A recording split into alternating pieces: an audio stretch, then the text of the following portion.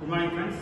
In this video lecture series we are going to discuss about case study on lathe and its parts. Okay.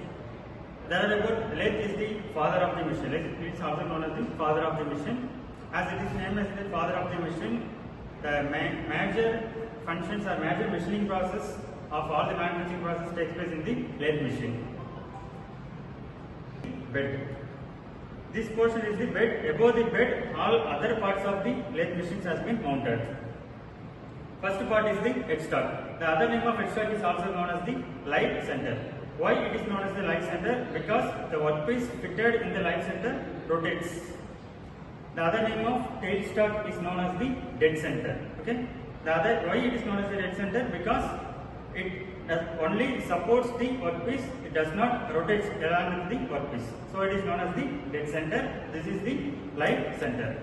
Okay. How the power transmission takes place? There is a motor in the lathe machine. From the motor, it is connected with the belt drive or else with the gear. From the gear, it is connected with the spindle, and the spindle which is connected with the chuck. When the motor is on, the belt drive rotates, and then the spindle rotates, and then the chuck rotates. So the workpiece which is fitted in the chuck also rotates, and with the help of the tool holder, with the help of friction process, the material removal process takes place. Okay. What is the portion of the headstock? Okay. This portion is headstock. Okay. And this portion is known as the carriage. Okay. Above the base material, it is made up of the material cast iron. Why it is made up of the cast iron? During the machining process, vibration takes place. Okay. This vibration gets transmitted into the ground level with the help of the cast iron. It is one of the major functions of the cast iron.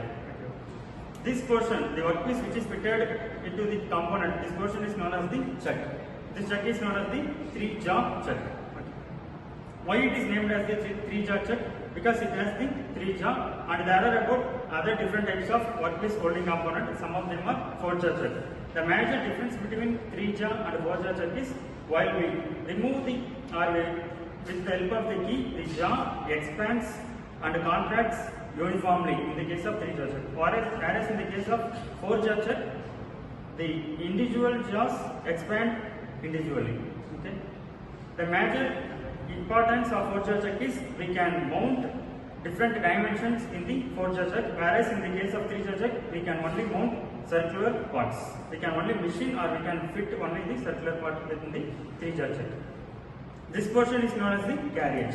It is fitted up into four components. This box is the apron box. Above that it is known as the saddle. This portion is known as the cross slide, and this portion is the tool post.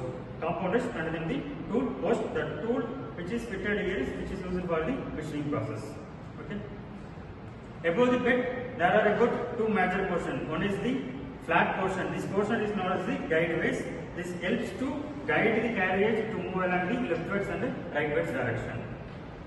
While we rotate the wheel, the carriage moves either rightward direction or else the rightward direction. While we rotate the cross slide moves in 2 and 4 motion in the perpendicular direction to that of the lathe.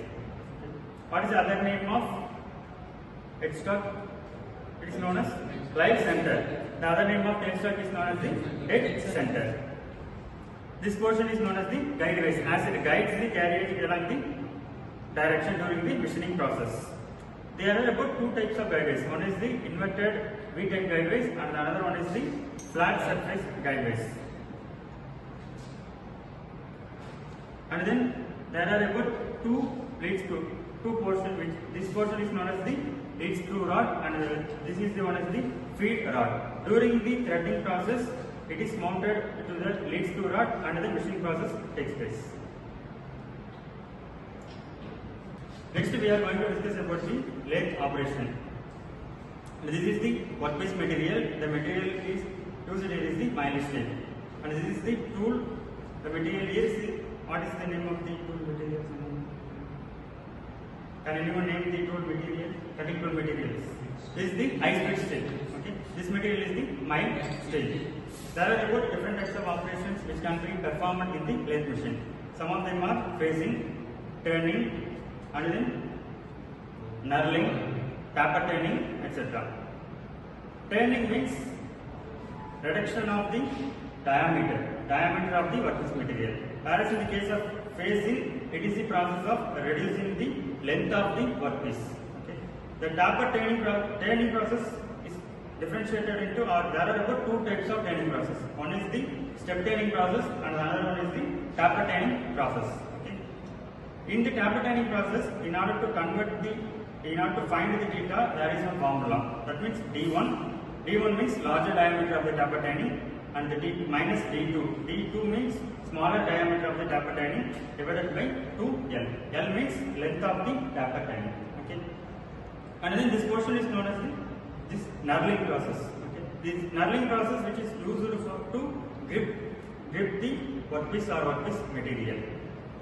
And then we can also make drilling with the help of the tail star. Okay. By introducing the drill bit in it, and then by rotating it, the working process takes place, drilling process takes place, and also we can run boring process, etc.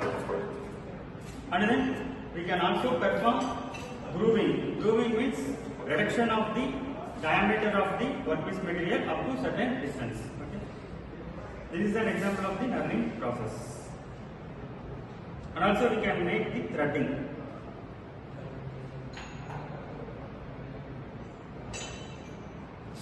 This is an example of the tool material.